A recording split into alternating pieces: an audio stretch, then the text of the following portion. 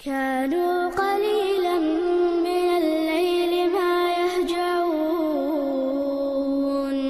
وبالأسحار هم يستغفرون.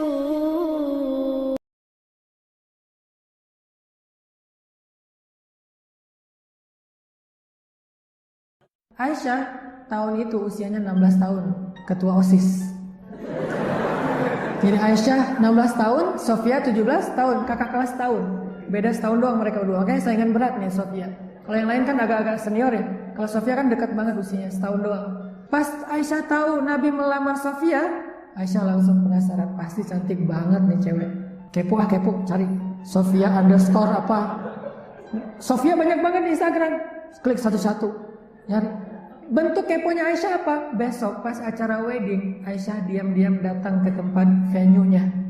Pas Nabi lagi berdua dengan Sofia, Aisyah mojok pakai cadar biar nggak ketahuan. Tapi kan mata Aisyah Nabi kenal banget, mata yang sangat cantik. Sehingga pas Nabi ngelihat Aisyah di pojok, ngeliatin aja dari jauh, oh ini Sofia, cantik. Akhirnya Nabi bilang ke Sofia, Sofia sebentar ya. Nabi kejar Aisyah. Aisyah kata pas tahu Nabi ngelihat ke dia, Aisyah langsung keluar dari gedungnya, pergi mau pulang. Lalu Nabi mengejar slow motion. Aisyah mempercepat langkahnya. Cewek kalau lari itu berarti minta dikejar lagi, jangan tinggalin. Aisyah kejar sama Nabi. Pas sudah dekat, Aisyah ngapain? Enggak, mau pulang aja. Aku anterin ya. Ya terserah, kata Aisyah. Akhirnya dipegang tangannya sama Nabi, jalan berdua. Sepanjang jalan cerita Aisyah, kata Aisyah, ini udah nyaman nih. Aisyah nanya, Nabi, kata Aisyah, nadanya nggak gitu sih. Kalau engkau jadi penggembala ternak, terus ada dua padang rumput, yang satu pernah dipakai penggembala, yang satu lagi belum. Kira-kira mau pakai yang mana ya? Kata Nabi, oh yang pastilah yang belum pernah dipakai orang, karena itu yang paling bagus rumputnya. Aisyah senyum-senyum. Nabi paham, maksudnya kan cuma Aisyah sendiri yang perawan, yang lain janda. Nabi pengen membesarkan hati Aisyah. Ya pastilah Aisyah. Oh ya udah pulang aja. Udah selesai dianterin, Aisyah aku balik lagi ya. Ya udah balik, udah aman kan Aisyah? Balik lagi ke Sofia. Selesai wedding hari itu, besoknya pulang ke Bandung, Madinah. Pulang ke Madinah. Nah perjalanannya waktu itu ada adegan lucu nih. Aisyah naik mobil 4000 cc. Barangnya cuman tas kabin kecil. Sofia naik mobil 1200 cc. Barangnya seabrek-abrek, tas bagasi. Mobilnya mobil tua lagi tuh. Onta yang kurus, kecil, Aisyah onta yang gemuk, besar, kuat. Sehingga pas dalam perjalanan, kendaraannya Aisyah tuh meluncur dengan cepat, highway, sementara Sofia tertati-tati di belakang. Begitu ada jalan menanjak, Sofia mogok. Aisyah udah di depan. Kasihan Sofia, barangnya banyak, mobilnya kecil. Aisyah barangnya sedikit, mobilnya gede. Soalnya Aisyah itu anaknya traveler banget, efektif. Pas berhenti di sebuah rest area, Nabi datang kepada Aisyah, bilang, Aisyah, boleh minta sesuatu nggak? Kata Nabi. Apaan? Gini. Ini sekali doang ya, kata Nabi. Dan ini kondisinya darurat. Ya apa? Kata Aisyah. Itu Sofia kasihan. Kenapa? Dia tuh barangnya banyak, mobilnya kecil, jadi suka mogok di belakang, kasihan ketinggalan. Sementara Aisyah kan barangnya sedikit, mobilnya besar. Terus boleh nggak gantian? Aisyah naik mobil Sofia, Sofia masuk ke mobil Aisyah. Merah wajah Aisyah, cemburu, marah. Apa kata Aisyah? Anda itu Nabi bukan sih? Kamu itu Nabi bukan sih? Dipertanyakan kenabiannya. Kata Nabi, menurut kamu?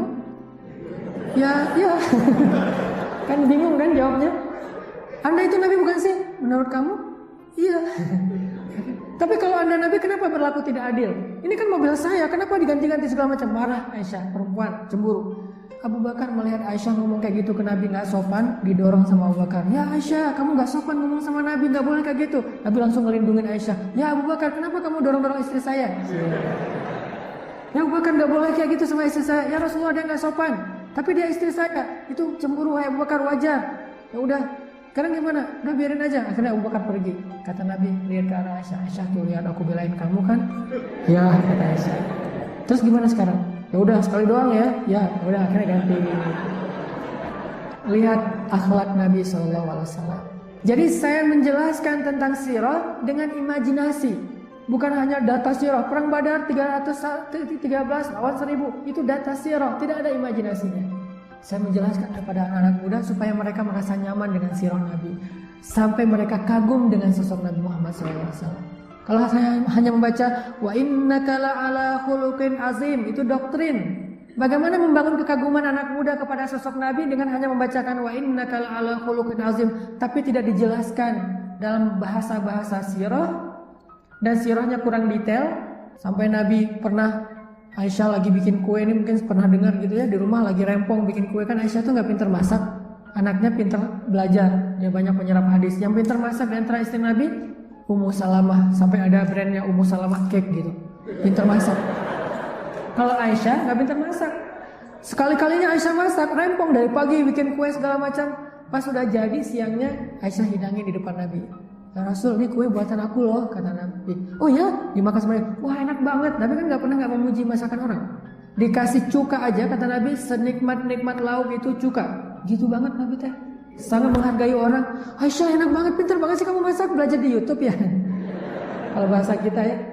Enggak, ini otodidak segala macam. Wah hebat Aisyah. Lagi makan-makan, datang Saudah. Saudah itu by the way istri Nabi yang paling senior. Udah nenek-nenek. Kan istri Nabi itu ada 2 geng. Geng muda, geng tua. Emang kayak gitu kata ulama. Geng muda ketuanya Aisyah, admin grupnya. Kalau geng tua admin grupnya Saudah, beda geng. Saudah datang. Assalamualaikum, saya Saudah sini. Kalau ke Saudah, Aisyah nggak cemburu dong. Saudah gitu kan ya. Coba yang datang Sofia, datang lagi nih. Tapi datangnya Saudah. Aisyah, Saudah sini. Nah, duduklah Saudah. Nabi, Aisyah, Saudah. Kata Aisyah, Saudah, gua habis masak nih. Kata Nabi, enak coba. Kata Saudah, males. Saudah makan dulu, enak loh. Nggak akan kenyang juga. Aisyah, kan aku udah bilang males. Kata Aisyah, satu aja hargai aku kayak apa? Aisyah, jangan maksa deh. Akhirnya kata Aisyah karena sebel nih, Saudah, kalau kamu nggak makan, ini aku taburin nih tepung nih ke wajah kamu. Kata Saudah, sok teh, coba gitu. Akhirnya Aisyah ngambil tepung, dilemparin ke wajah Saudah, tiba-tiba Saudah jadi pantomin, putih wajahnya. Terus Nabi ngeliat Saudah dilemparin tepung sama Aisyah, Saudah kan emosi kan, mau ngebalas nggak enak sama Nabi, karena Aisyah kesayangan Nabi. Nabi kemudian mengangkat kakinya ditaruh di atas paha Aisyah, ditekan sama Nabi supaya Aisyah nggak bisa gerak. Nabi ngelirik ke arah Saudah, diginiin supaya dibalas. Saudah dapat lampu hijau dari Nabi, langsung ambil tepung, dilemparin ke wajah Aisyah. Lemparan tepung, wah heboh gitu. Tiba-tiba datang Umar bin Khattab, Assalamualaikum gitu. Suaranya nggak gitu sih, lebih bass. Pas dengar suara Umar, Saudah dan Aisyah langsung masuk ke kamar karena takut kepada Umar. Nabi buka pintu, Umar masuk. Umar ngeliat rumah Nabi berantakan, mau komen takut di unfollow, ya udah diam aja. Nabi senyum-senyum. Akhirnya kata Umar, ya Rasulullah, kenapa senyum-senyum? Itu tuh 2 cewek, kata Nabi. Kenapa mereka? Tadi itu lagi lempar-lemparan tepung, lagi marahan. Pas dengar suara kamu takut, langsung lari ke kamar. Umar tersinggung. Maksudnya kenapa takut ke Umar, gak takut ke Rasul? Akhirnya Umar bilang, cewek-cewek, kalian takut kepada Umar tapi gak takut kepada Rasulullah? Mereka jawab dari dalam kamar, ya, soalnya engkau hai Umar ghalidun syadid, kasar dan keras, sedangkan Rasulullah raufun rahim, lembut dan penyayang. Oh, kata Umar, ya udah.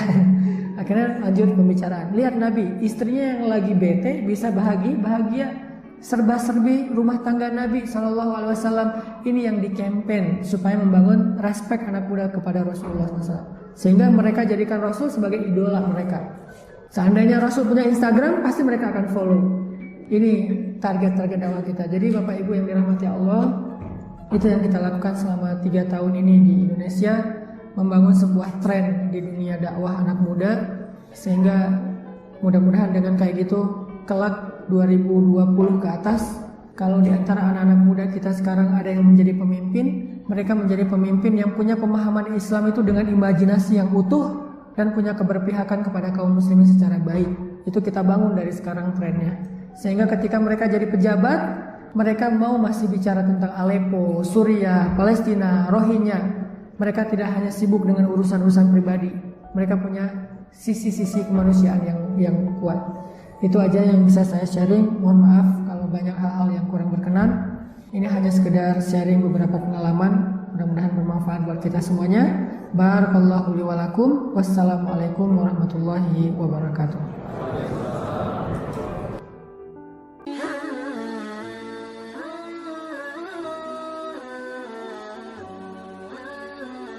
Mm-hmm.